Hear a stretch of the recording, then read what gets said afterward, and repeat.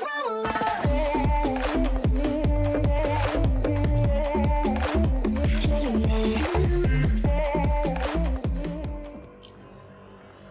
series Tokyo Revenger, terdapat pertarungan-pertarungan yang bahkan menyebabkan kematian sang karakter. Namun, kematian karakter yang ada di Tokyo Revenger terkadang bisa diselamatkan, terutama oleh sang karakter utama Takemichi Hanagaki. Namun, apakah kalian tahu jika ada beberapa karakter yang mati dan tidak bisa diselamatkan lagi? Di video kali ini, kita akan membahas 5 karakter yang mati di Tokyo Revenger, yang kemungkinan besar tidak bisa dihidupkan kembali. Namun kita tidak akan membahas karakter yang sudah lama mati sebelum waktu Takemichi ke masa lalu, seperti kakak dari Maiki, Shinichiro Sano, ataupun kakak dari Inupi. Siapa sajakah yang akan kita bahas di video kali ini? Langsung saja kita mulai ke pembahasan. Let's check it out. Yang pertama ada Baji Keisuke. Baji Keisuke merupakan salah satu karakter utama cerita dan merupakan salah satu dari 6 orang pendiri geng Tokyo Manji. Baji Keisuke menempati posisi ketua divisi pertama Tokyo Manji dengan wakilnya Chifuyu Matsuno. Baji Keisuke dalam arc Valhalla mencoba melakukan misi sendirian dengan sengaja keluar dari geng Tokyo Manji dan masuk ke geng Valhalla. Di geng Valhalla terdapat salah satu temannya yaitu Kazutora Hanemiya yang sebenarnya masuk Valhalla juga karena hasutan. Baji sendiri sengaja masuk Valhalla untuk bisa melawan Kisaki Teta yang masuk ke geng Tokyo Manji. Baji merasa bahwa Kisaki adalah orang yang berbahaya untuk Toman dan cara untuk menyingkirkan Kisaki adalah dengan bergabung dengan Valhalla.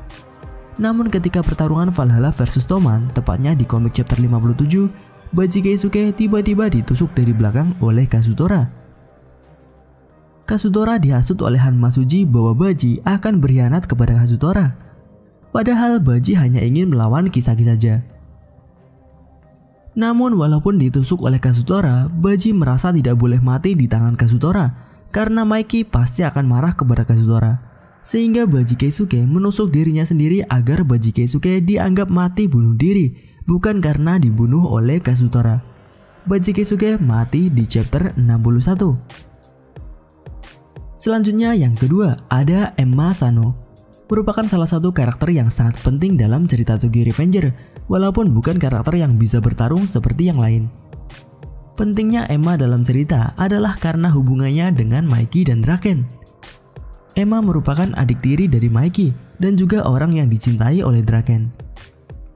Emma dari awal kemunculannya seringkali dimunculkan di komiknya, bahkan bisa dibilang merupakan salah satu karakter utama. Namun Emma Sano hanya sampai pada arc Tenjiku, yaitu dari chapter 146 sampai 148. Emma yang sedang bersama Takemichi dan menunggu Maiki yang sedang berbicara dengan Izana, tiba-tiba dihantam dengan tongkat pemukul dengan kecepatan laju motor. Dan saat itu Emma akhirnya menghembuskan nafas terakhirnya ketika digendong oleh Maiki. Di saat-saat terakhirnya, Emma mengatakan kepada Maiki untuk mengatakan kepada Draken bahwa Emma mencintainya. Dan Emma juga mengatakan kepada Takemichi untuk tetap bersama dan menjaga Maiki.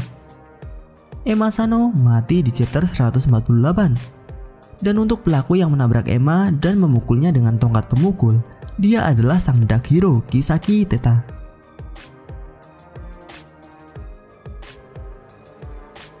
Yang ketiga ada Kurokawa Izana.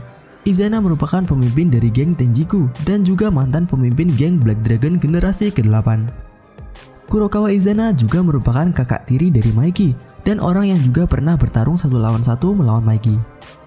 Kurokawa Izana awal ditampilkan dari chapter 129 komiknya, yaitu pada arc Tenjiku, dan juga merupakan karakter yang hanya bertahan dalam satu arc saja. Kurokawa Izana setelah kalah dalam bertarung melawan Maiki, Izana sempat ingin menembak Maiki dengan pistol. Namun hal itu dihentikan oleh Kakucho dengan menghempaskan pistol yang dipegang Izana. Menurut Kakucho, Izana dan geng Tenjiku sudah kalah, tidak perlu ada pertumpahan darah. Namun pistol yang terlempar tadi diambil oleh Kisaki dan ditembakkan ke arah Kakucho. Kakucho yang masih sadar dan marah dengan Kisaki mencoba menyerang Kisaki yang masih menodongkan pistolnya. Kisaki mencoba menembak Kakucho kembali namun dihalang oleh Izana. Alhasil, Izana lah yang terkena tembakan beruntun Kisaki. 3 tembakan tersarang di dada Izana yang membuat Izana mati di chapter 176.